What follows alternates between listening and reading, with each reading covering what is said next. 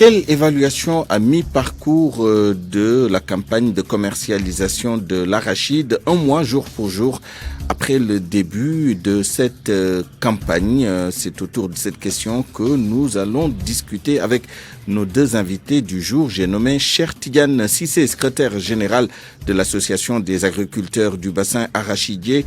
Monsieur Cheikh Tidiane Cissé, bonjour. Nous sommes également avec monsieur Aliou Dia, porte-parole du comité de suivi de la campagne de commercialisation de l'arachide. Aliou Dia, monsieur Aliou Dia, bonjour.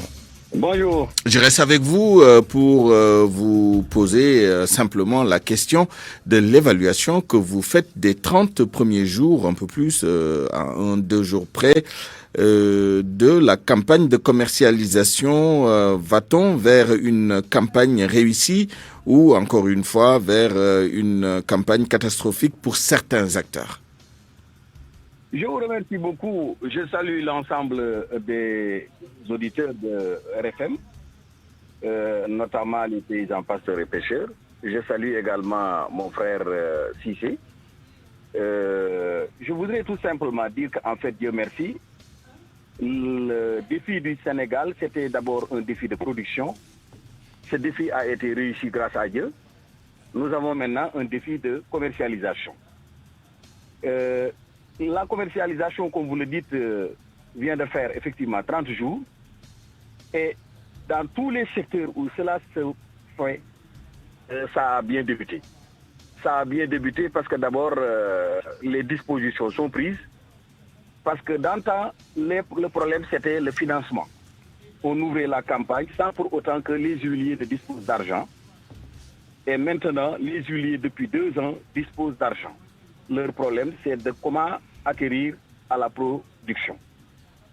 Si l'argent est disponible et qu'il y a le produit, il faudrait maintenant veiller sur 3 intérêts.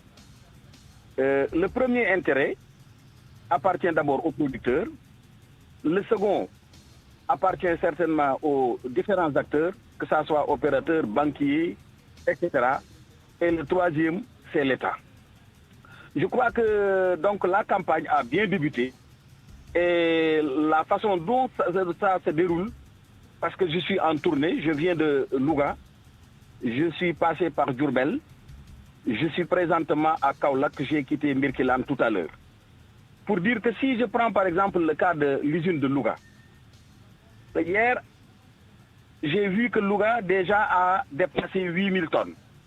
50% de l'objectif de collecte de l'usine de la Sonacos. Bon, Louga, je prends d'abord Louga. Louga, son objectif pour cette année, c'était 15 000 tonnes. Et Louga est déjà 1 mois de collecte et à 8 000 tonnes.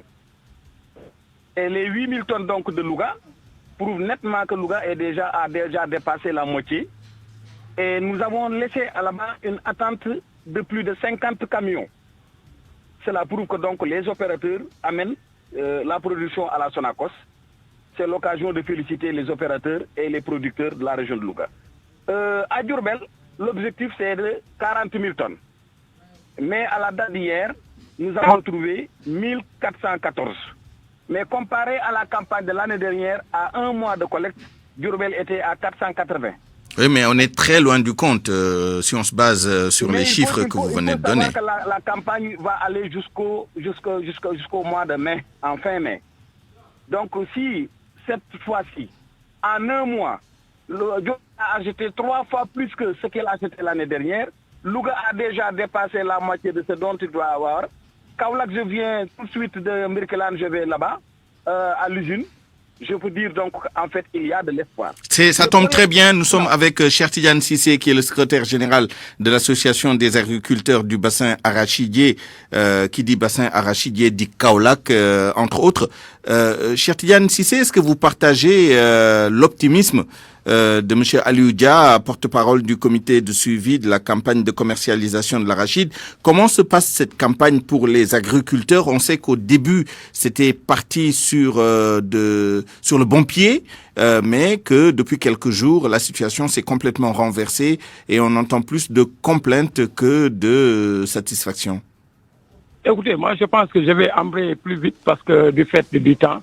Mais je pense que ce qu'a dit mon ami Aluja. Moi, je pense que cela découle vraiment de certaines protections qu'ils veulent mettre au niveau de la Sonacos. Et ceci ne passera pas dans la mesure où nous savons ce qui se passe au niveau de la Sonacos. Parce que, comme vous le savez, la Sonacos est une usine comme toute autre usine. Et au niveau de Copéol, les gens proposent 320, ils sont en train d'acheter, ils ont énormément d'arachides. Si vous allez voir là-bas, vous allez voir vraiment un tas qui est énorme. Donc les camions sont là-bas. Donc nous ne comprenons pas pourquoi la Sonacos ne peut pas aller du même pied que Copéol. Donc à ce niveau, vraiment... Oui, mais la Sonacos a fait un petit effort en proposant Caro Usine, 285 francs.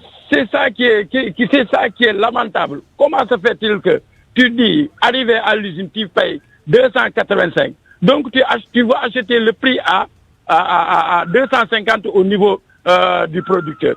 Et ceci est inadmissible dans la mesure où, vous savez, tout à fait au début, les gens vendaient leurs arachides à 300 jusqu'à 315 francs. Donc, si vous faites le calcul, la différence est énorme, c'est très énorme. Parce qu'à 65 francs, vous dites aux paysans de laisser ça pour vendre ça à un gars qui, en contrepartie, il vend au même titre que nous, aux Chinois. Je pense que ça, la raison ne peut pas entendre ça.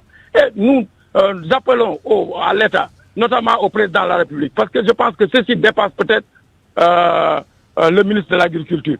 Nous lui appelons que ces gens qui tournent et qui veulent faire croire au président qu'il faut protéger l'industrie locale, je pense qu'ils ne sont pas plus patriotes que nous. Mais le problème qui se pose, le problème est plus large que ça. La Sonacos n'est plus apte à faire même la campagne. Parce que s'il achète des graines, il les vend au même titre que nous. Il n'a même pas des machines pour structurer. Et c'est eux qui le disent. Et moi, j'en doute de leur capacité ok, ils parlent de dizaines de milliards. De leur financement. Parce que ils nous disent, parce que depuis, nous avons l'expérience. Ils nous disent, FTIC, non, nous avons reçu tel milliard et tel milliard. Avant-hier, j'ai entendu le PCA qui disait ils ont 107 milliards. Hier, j'ai entendu Fada qui dit ils ont 50 et quelques milliards. Donc, tout ça l'a réuni. Moi, j'en doute même de leur financement. Cheikh Tidiane Cissé, vous l'avez dit tout à l'heure, on a très peu de temps. Je vous pose une dernière question. C'est par rapport à l'organisation des producteurs, des agriculteurs eux-mêmes. Vous avez entendu M. Aludia dire tout à l'heure qu'à Louga, la Sonacos a atteint plus de 50% de son objectif. Cela veut dire qu'à Louga, les producteurs vendent leurs graines au prix fixé par l'État, qui reste à 250 francs. Comment vous expliquez cela? Moi, vraiment, ce problème-là, ça me tarde l'esprit. Parce que, comme vous le savez, moi, je ne peux pas comprendre un cultivateur qui ose vendre moins que ce qu'il devait avoir. Moi, vraiment, ça me pose énormément de difficultés. Très bien. Donc, je ne sais pas sur quelle achemise ils ont pu faire pour tordre les bras des producteurs. Mais vraiment, moi, j'en doute sincèrement. Merci. Et il me faut du recul pour analyser ça. Ce qui se passe. Merci beaucoup. Bon courage à vous et bonne continuation. Nous vous retrouverons tout à l'heure dans l'édition en Wolof. Je termine avec M. Aludia. Vous nous avez décrit la situation à Louga et à Kaolack ainsi qu'à Diourbel. Tout à l'heure, notre correspondant à Kolda nous disait que sur 192 points de collecte, seuls 15 sont ouverts à ce jour. Comment vous expliquez cela?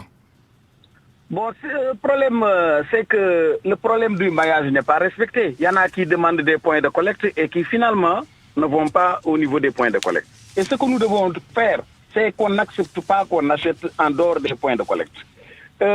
Mouché Cissé a raison, par exemple, là où il est. Il y a des Chinois, mais il faut dire que les Chinois, on ne les trouve que presque dans 5 régions du Sénégal.